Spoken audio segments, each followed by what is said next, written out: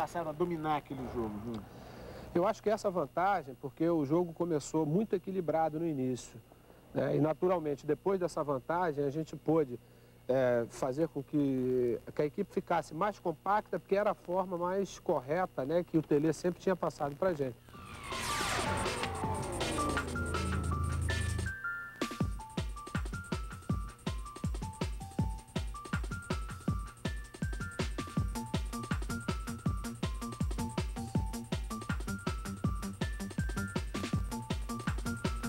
No início sentimos a pressão, a partir do momento que você faz o gol, aí você realmente tem a certeza que você vai dominar o jogo, e passou a dominar e fizemos o gol, principalmente o gol do Júnior, o terceiro também de toque de bola, o Júnior saindo da lateral esquerda, fazendo o terceiro gol. Então, a partir do primeiro gol, dá tranquilidade maior para buscar a vitória. Era um time muito leve, né? Se você for analisar, veja bem, hoje em dia se joga com 2 cabeças de área, somente marcando ali um cão de guarda da defesa, né? E se você for analisar esse time com o nosso meio de campo, com o Cerezo, o Falcão, com o Sócrates, e que eram jogadores, não digo jogadores leves, né? Mas jogadores técnicos, que não era aquilo de marcar, de fazer uma pressão forte, né?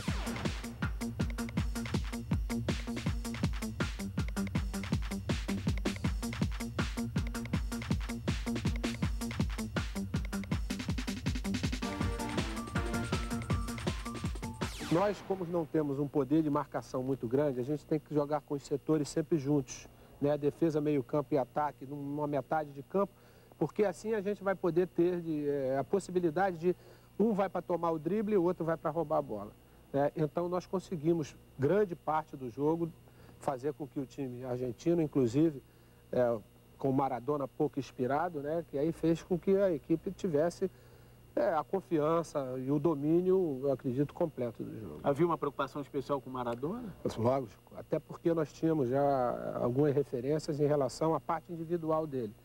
Sabíamos que, taticamente, ele era um jogador que, por exemplo, se tivesse que marcar o Cerezo, né, que era o homem mais ou menos encarregado, que era o nosso primeiro homem na frente da zaga, ele não iria acompanhar, ele poderia ser um elemento surpresa na hora que tivesse de posse de bola, sem que pudéssemos deixar ele livre justamente para ele depois municiar Ramon Dias e companhia.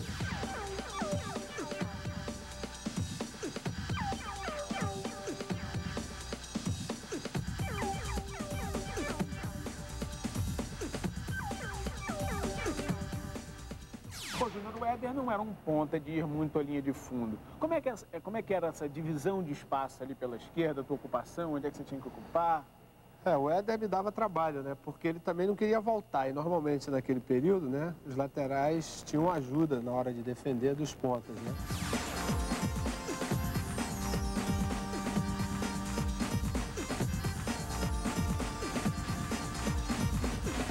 Principalmente pelo forte chute dele, né? Pela capacidade que ele tinha de definição com o seu chute.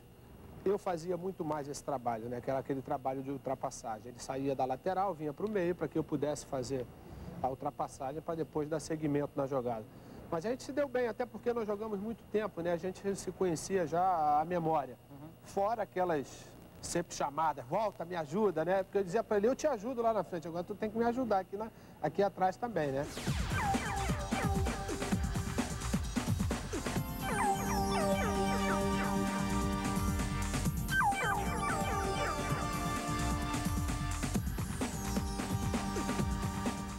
Quer marcar um golaço daquele em Copa do Mundo? Vai nessa, Zico! A Júnior vai marcar! Atirou! Que golaço!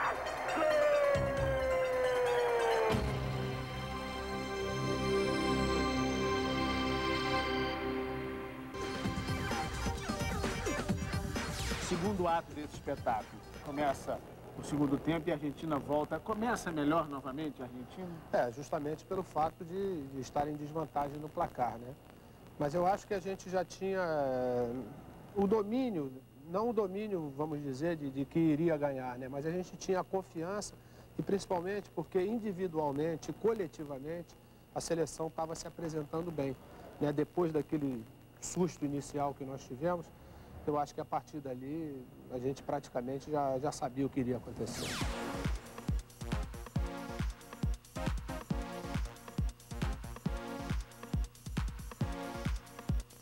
partir do momento que você tem o placar a favor e obriga o adversário a tentar sair para buscar um resultado positivo e esses 15 minutos do segundo tempo não sai o gol, normalmente a hora que a equipe se equilibra dentro de campo, como foi esse chute do Cerezo, a equipe passa a tomar conta do jogo.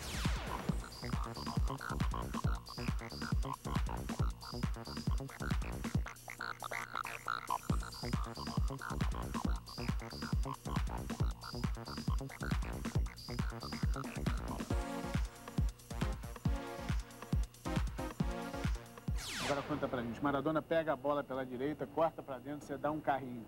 Foi pênalti? Não toquei nele, né? Ele deu uma simulada porque não dava para chegar. Infelizmente, naquela época não tinham tantas câmeras, aquela de trás que pode, né?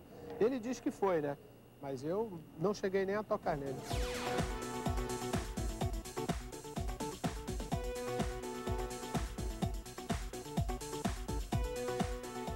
Jogando por música, Júnior, em que momento a seleção começa finalmente a jogar por música? Aos 11 do segundo tempo, quando o Cerezo chuta e o Filhão defende, parece ter acordado, foi ali? Eu acho que foi ali que novamente a gente começou a se reencontrar, né? A gente voltou a jogar como nós tínhamos terminado, né, o primeiro tempo. Eu acho que foi mais ou menos aquele chute do Toninho como um alerta para que a gente pudesse voltar a desenvolver o futebol que a gente estava fazendo. Júnior para o jogador que é Toninho, Cerezo, Luizinho, manda outra vez a Serginho, copiou passarela, perdeu para Serginho, armou para Luizinho, Luizinho a Sócrates, da esquerda, Éder.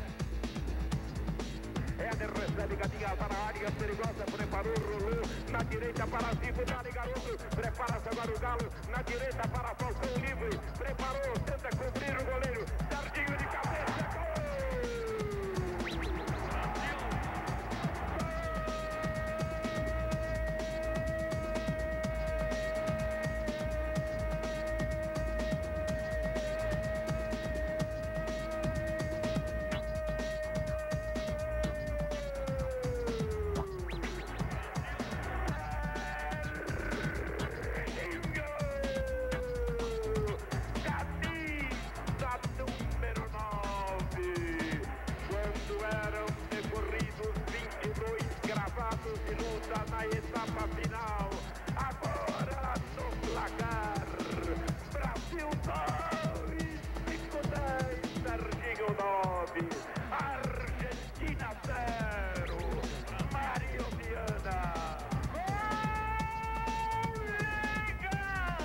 Aí vem os gols.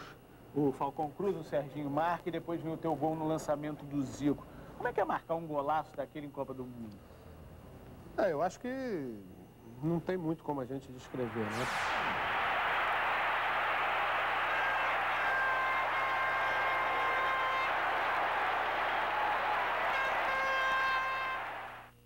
A gente praticamente tinha assegurado, né, uma possibilidade muito grande de ir mais à frente na Copa do Mundo. E, além disso, um pouco da lembrança de uma jogada que nós já fazíamos no Flamengo, que era justamente aquela minha entrada, né, com o passe do Zico. A pelota desceu para Sócrates, daí para Falcão, na esquerda Éder, tabelou outra vez a Falcão, tabela de primeira para o jogador Éder, recebeu o ponteiro, retarda agora a pelota para Júnior, vem trazendo o lateral, vai capacete, vai dessa Zico, a Júnior vai marcar, atirou, Zico, Zico, Zico, golaço!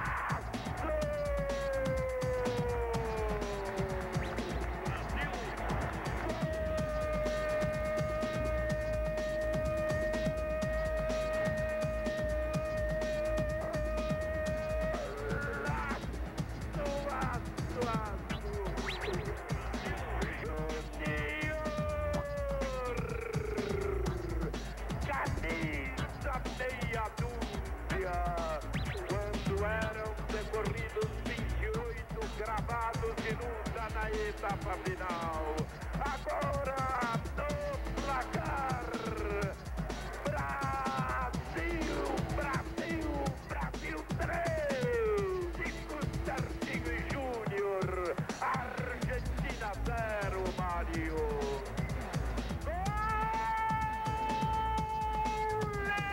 Legal! Brasil! Além de uma coisa que depois, né, na hora da minha comemoração, que foi justamente da época da música, né, do Voa Canarinho. E eu me lembro que o diretor depois do jogo, me mandou um telex, na época não tinha e-mail, dizendo aqui, ó, vendemos mais 300 mil cópias depois daquela sambadinha. Aquilo foi planejado ou não? foi? A coisa saiu instintivamente, né?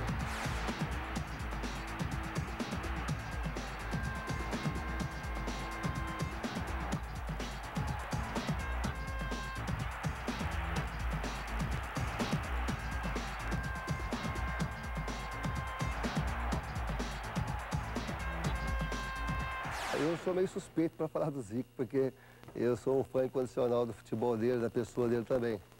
E eu, sabe, eu tinha assim uma fé, sabe, uma confiança muito grande no futebol dele, sabe. Eu achava que eu sempre jogando do lado dele, o time sempre ia ser vitorioso, porque ele realmente desequilibrava. Praticamente o Zico definiu o jogo a nosso favor, né?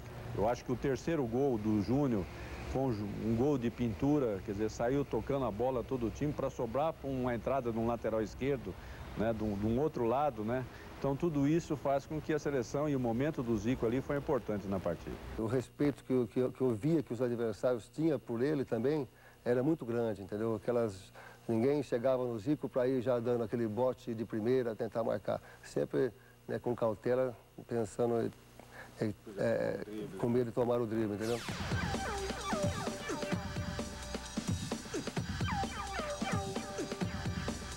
Eu, sinceramente, eu nunca vi o Zico jogar mal. Nos gols do Serginho e no seu gol, a jogada começa nos pés do Zico. O Zico é dela que parte, do Zico que parte. O Zico estava jogando naquela partida no local onde mais gostava, estava à vontade o Zico. Se a gente for tirar como referência, né, justamente a participação dele nesses dois gols, eu acredito que sim.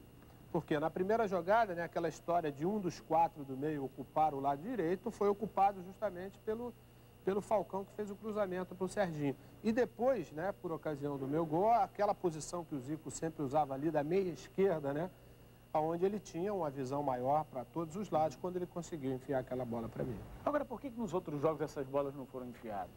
Talvez até pelo próprio posicionamento que existia das outras seleções, né?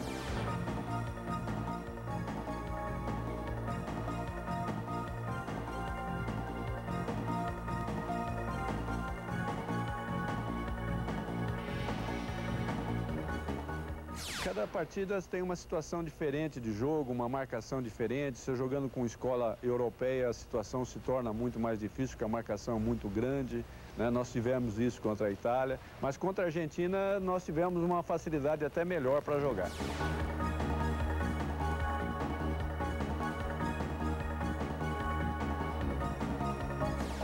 Porque a seleção da Argentina jogava mais ou menos como a nossa, com 2 laterais que apoiavam muito, e existia sempre uma brecha entre o back central e o lateral direito, e entre o quarto zagueiro e o Tarantini, que era o lateral esquerdo. A gente está falando do Zico, mas o Falcão foi considerado o melhor jogador daquela partida. Qual era o papel dele nesse espetáculo? O Paulo fazia um pouco de tudo nisso, né? Porque o Paulo tinha uma obrigação, que era aquela obrigação de ajudar o Toninho na marcação. Por quê? Porque ele tinha aquele estilo, né, que ele já veio desde o Internacional de marcação. Né? O Sócrates e o Zico com um pouco menos de obrigação, até pelas próprias características, né? E o Paulo estava numa forma excepcional, sobretudo na parte física. Né? E ele com a parte física boa, a parte técnica, então, eu acho que aflorou durante a Copa do Mundo, talvez de uma forma que nem mesmo ele pudesse pensar que poderia atingir.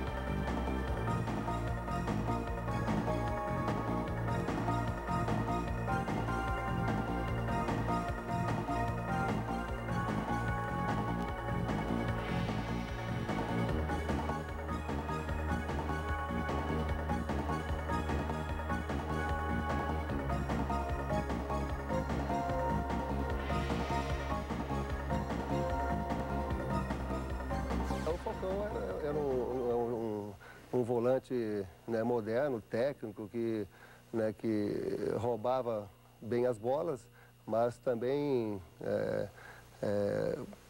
posicionava bem o ataque, ele distribuía essas jogadas com muita facilidade, né, até com muita elegância. Não era um jogador assim de chegar junto, de jogar duro, né, pelo contrário, roubava a bola tecnicamente.